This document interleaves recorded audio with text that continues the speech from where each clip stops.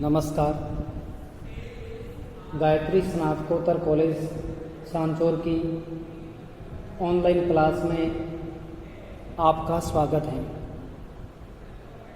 प्रिय विद्यार्थियों,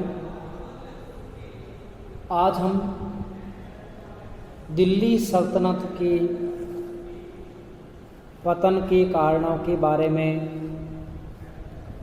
अध्ययन करेंगे कि किस कारण से दिल्ली सल्तनत का पतन है वो हुआ था। तो देखिए, दिल्ली में मोहम्मद गौरी की विजय के बाद कुतुबुद्दीन ऐबक के शासनकाल से लेकर और 1526 तक लगभग 320 वर्ष तक सल्तनत काल रहा था। लेकिन ऐसी कई समस्याएं थी, कमजोरियां थी, उनके कारण दिल्ली सल्तनत का पतन है वो हुआ। योग्य शासकों के काल में दिल्ली सल्तनत की सीमाओं का विस्तार हुआ और अयोग्य शासकों के कारण सीमाएं सीमित भी हुई, विद्रोह भी हुए और कुछ उनकी कमजोरियां होने के कारण दिल्ली सल्तनत का पतन हुआ था। जैसे इब्राहिम लोदी वंश का शासक तो बन गया, लेकिन वह अपने अमीरों को अपने नियंत्रण में नहीं रख सका, संतुष्ट नहीं रख सका। और इब्राहिम लोदी के अमीरों ने पानीपत के प्रथम युद्ध 21 अप्रैल 1526 ईस्वी को इब्राहिम लोदी का सहयोग करने की बजाय इब्राहिम लोदी के अमीरों ने बाबर का सहयोग किया। दौलत खां लोदी और आलम खां लोदी जैसे अमीरों ने बाबर को इब्राहिम लोदी के खिलाफ युद्ध के लिए प्रेरित किया और इसी कारण इब्राहिम लोदी की पानीपत के युद्ध में वो हार हुई थी और भारत में सल्तनत काल का अंत होकर मुगल साम्राज्य स्थापित हुआ था। तो देखिए, 1206 ईस्वी में कुतुबुद्दीन ऐबक ने जिस दिल्ली सल्तनत की नींव रखी थी, 320 वर्ष के बाद अर्थात 1526 ईस्वी में उस सल्तनत का है वो अंत हो गया। उसके पतन के लिए किसी एक कारण को उत्तरदायी ठहराना उचित नहीं होगा। अनेक कारणों के सामूहिक परिणाम स्वरूप उसका अंत हुआ था और कुछ प्रमुख कारण इस प्रकार माने जाते हैं। अब है उनमें प्रमुख रूप से पहला है उत्तराधिकार का नियम स्पष्ट न होना, अर्थात सल्तनत काल की पराजय, सल्तनत काल की हार में सबसे महत्वपूर्ण था कि इनके लिए कोई उत्तराधिकार का स्पष्ट नियम नहीं था। शासक की मृत्यु के बाद, सुल्तान की मृत्यु के बाद उसका कोई भी परिवार का पुत्र, जो छोटा हो या बड़ा हो, जो योग्य होता था वो शासक बन जाता था। इस कारण से अमीरों के गुट बन जाते थे और वे सल्तनत प्राप्त करने वाले उत्तराधिकारी पुत्रों के साथ बंट जाते थे। फिर जो सल्तनत पर बैठता था तो वह दूसरे अमीरों का दमन करता, जिन्होंने उसका साथ नहीं दिया उनका। तो इससे अमीरों और सल्तनत के बीच दूरियां अधिक बढ़ रही थी। तो देखिए, दिल्ली सल्तनत के तुर्क तथा अफगानों में उत्तराधिकार का कोई निश्चित और सर्वमान्य नियम नहीं था। मृत सुल्तान का बड़ा लड़का ही उसका उत्तराधिकारी बना, ये आवश्यक नहीं था, और उसके परिवार का कोई व्यक्ति सिंहासन पर बैठे, ये भी जरूरी नहीं था। इस्लामी सिद्धांत के अनुसार कोई भी व्यक्ति मुसलमान जन्म तथा स्थिति के भेदभाव के बिना सुल्तान का अधिकारी होता था। बस शर्त ये होती थी कि वह योग्य और शक्तिशाली होना चाहिए, अर्थात वह अन्य प्रतिस्पर्धियों को परास्त करने की क्षमता रखता हो, उसमें महत्वाकांक्षा होनी चाहिए, और वह सुल्तान का पुत्र हो अथवा भतीजा, सूबेदार हो या सेनापति हो, सिंहासन प्राप्त कर सकता था। इल्तुतमिश, जलालुद्दीन खिलजी, गियासुद्दीन तुगलक, खिजर खां, बहलोल लोदी आदि राजपुत्र न होते हुए भी दिल्ली सल्तनत पर बैठने में सफल हुए थे, क्योंकि वे उस समय प्रांतीय सूबेदार थे, और प्रांतीय सूबेदारी के साथ साथ वे दिल्ली सल्तनत की सत्ता हड़पने में भी कामयाब हैं वो हुए थे। तो अस्पष्ट उत्तराधिकारी नियम दिल्ली के पतन का महत्वपूर्ण कारण माना जाता है। अब दूसरा है सत्ता के लिए संघर्ष, अर्थात सल्तनत के पतन का दूसरा कारण हम ये मान सकते हैं कि सल्तनत के सुल्तान की मृत्यु के बाद उनके पुत्र व उनके अमीर सत्ता के लिए संघर्ष करने लगे थे।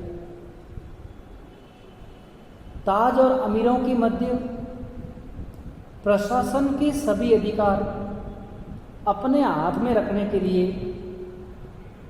संघर्ष होते थे। वस्तुतः सुल्तान अपने आप को वास्तविक शासक सिद्ध करना चाहते थे, जबकि उसके अमीर उसको नाम मात्र का अथवा बराबर वालों में प्रथम का स्थान मात्र देना चाहते थे। परिणाम स्वरूप ऐबक से लेकर इब्राहिम लोदी तक लगभग सभी सुल्तानों को अपने अमीरों के विरोध का सामना करना पड़ा था। कुछ सुल्तान अमीरों की शक्ति को कुचलने में सफल हुए, तो कईयों को अपने अमीरों के निर्देशानुसार शासन चलाना पड़ा था। परंतु इसके दो घातक परिणाम निकले। एक तो इससे सुल्तान पद की प्रतिष्ठा गिर गई, और दूसरा शक्तिशाली शासकों ने अपने कई अमीरों को मौत के घाट उतार दिया। परिणाम स्वरूप सल्तनत की सैनिक शक्ति है वो क्या हो गई थी, कमजोर हो गई। तीसरा है सल्तनत की दुर्बलता, ये पतन का तीसरा कारण है। अर्थात दिल्ली सल्तनत के पतन में वहाँ की सरकार शासक की दुर्बलता थी। सरकार कानून पर नहीं बल्कि व्यक्तिगत शासन पर निर्भर करती थी, और सरकार का आधार सुल्तान का व्यक्तित्व और चरित्र होता था।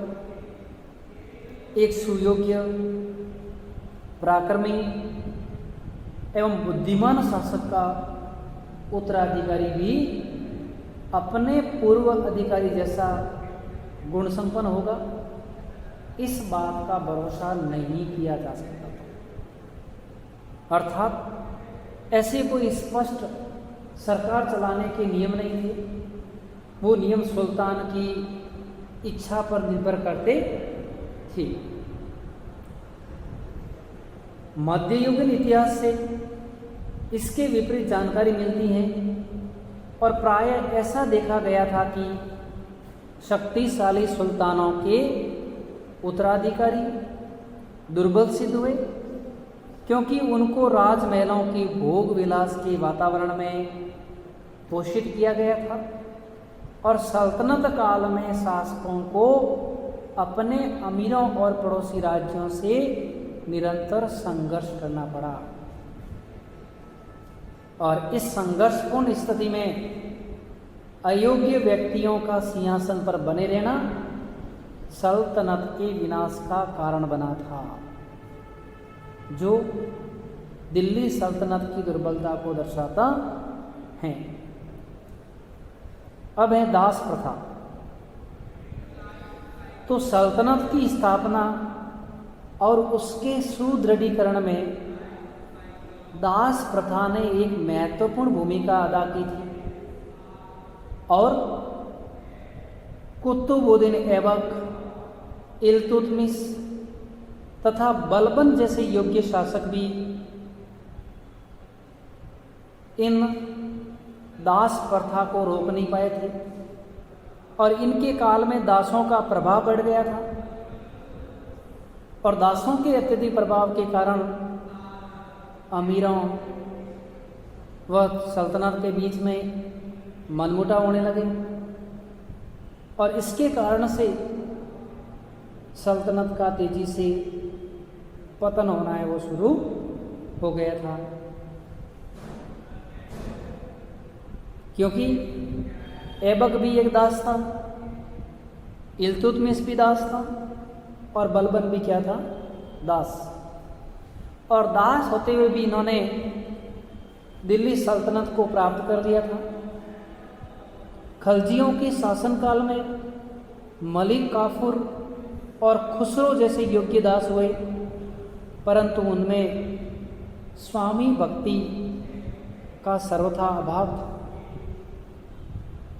मलिक काफूर ने अपने स्वामी को जहर देकर मार डाला और कई राजकुमारों को अंधा कर दिया था और खुसरो भी अपने स्वामी की हत्या करके सिंहासन को हस्तगत वो कर लिया था। अर्थात जो दास के रूप में काम करते थे उन्होंने भी मौका देखकर अपने स्वामी की हत्याएं की और उन पर वो अधिकार है वो किया था। फिरोज के समय में, फिरोज तुगलक के समय में इन दासों की संख्या लगभग 1 लाख से अधिक पहुंच गई थी और दासों को इस सल्तनत के ताज से जुड़े हुए व्यक्तियों के सेवा में रहना पड़ता था और जिससे वे उनकी हर आंतरिक कमजोरी व बातों को जानते थे और इसी के परिणाम स्वरूप इन दासों की शक्ति में वृद्धि हुई थी।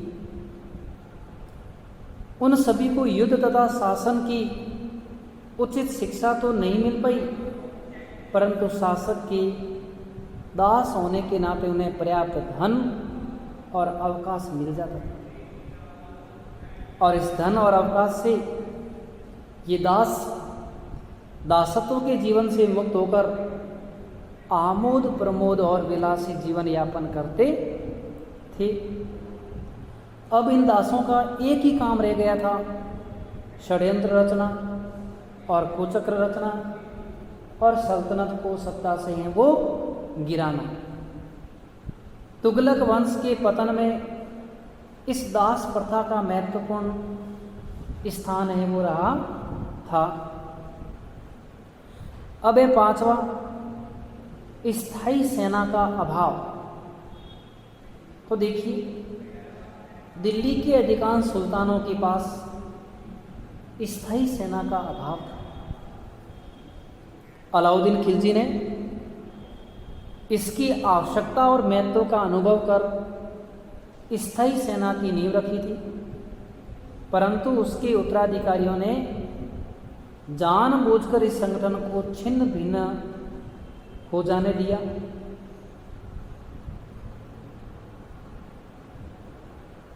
परिणाम स्वरूप उन्हें फिर से अमीरों के सैनिक दस्तों पर निर्भर होना पड़ा था। अमीरों की सैनिक दस्ते ताज के स्थान पर अपने स्वामी के प्रति निष्ठा रखते थे और जो अमीर अपनी सैनिक शक्ति बढ़ाने में समर्थ हो जाता था वह सिंहासन को हथियाने का प्रयास करता था। और दूसरा दोष, अमीरों के सैनिकों का ठीक से प्रशिक्षित न होना था। उनमें अनुशासन की कमी थी और इन दोषों के परिणाम स्वरूप सैनिक शक्ति का आधार निर्बल पड़ गया और फिरोज तुगलक ने सैनिक सेवा को है वो वंशानुगत कर दिया। इस वंशानुगत करने से सेना का पराक्रम और शक्ति और भी क्या हो गई, कमजोर हो गई। क्योंकि एक सैनिक का कमजोर पुत्र भी चाहे वो युद्ध के लिए योग्य न हो फिर भी उसे सेना में रखना पड़ता था।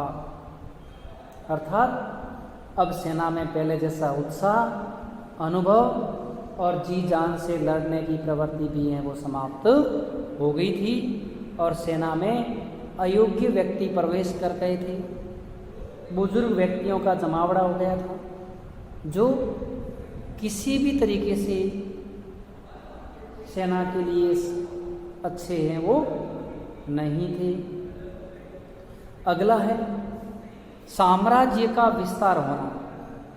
अर्थात दिल्ली सल्तनत के पतन के कारण में साम्राज्य का अत्यधिक विस्तार था। अलाउद्दीन खिलजी पहला शासक था जिसने प्रायः संपूर्ण भारत को दिल्ली के अधीन किया था। इससे पहले कोई संपूर्ण भारत को दिल्ली के अधीन नहीं कर पाया था और अलाउद्दीन खिलजी ने अपने पराक्रम से संपूर्ण भारत के मुख्य क्षेत्रों को अपने अधीन किया। परंतु कुशल एवं अनुभवी राजनीतिज्ञ की भांति दक्षिण भारत को सीधे दिल्ली के शासन के अंतर्गत न रखकर हिंदू शासकों को कर दाता राजाओं के रूप में शासन करने दिया। अर्थात दक्षिण के हिंदू राजाओं पर उसने अधिकार नहीं किया, दिल्ली सल्तनत के अधीन नहीं किया, बल्कि उनको केवल उनसे करों की वसूली की थी। तुगलकों ने भी उसकी नीति को त्याग कर दक्षिण भारत को दिल्ली सल्तनत में सम्मिलित कर उस पर केंद्रीय सत्ता का सीधा शासन आरोपित किया। इससे सुदूर दक्षिण के महत्वाकांक्षी अमीरों को स्वतंत्र राज्यों की स्थापना की प्रेरणा मिली थी और मोहम्मद तुगलक के शासनकाल में ही सल्तनत का विघटन होना शुरू हो गया और उसके बाद यह प्रवृत्ति तेजी से बढ़ी और उसके अंतिम उत्तराधिकारी का शासन तो मात्र दिल्ली के पालम क्षेत्र तक ही सीमित रह गया। सभी ने अपने अपने प्रभाव को बढ़ाने में ध्यान दिया। अर्थात दक्षिण भारत के राजाओं को अधीन करना और इसके अलावा अन्य कारणों हम देखें तो दिल्ली सल्तनत की हिंदुओं के प्रति असहिष्णुता की नीति थी। वे हिंदुओं पर अत्याचार करते थे और हिंदू उस समय भारत की बहुसंख्यक जनसंख्या थी। इस कारण से उन्होंने किसी भी तरीके से सल्तनत का सहयोग नहीं किया। सुल्तानों के द्वारा बहुसंख्यक हिंदुओं के प्रति संकीर्ण विचार, असहिष्णुता की नीति के कारण हिंदू भी एकजुट होने लगे और उन्होंने आवश्यकता पड़ने पर दिल्ली सल्तनत को कोई सहयोग प्रदान नहीं किया। वे जानबूझ करके सल्तनत के पतन को है वो देखना चाहते थे। धन्यवाद।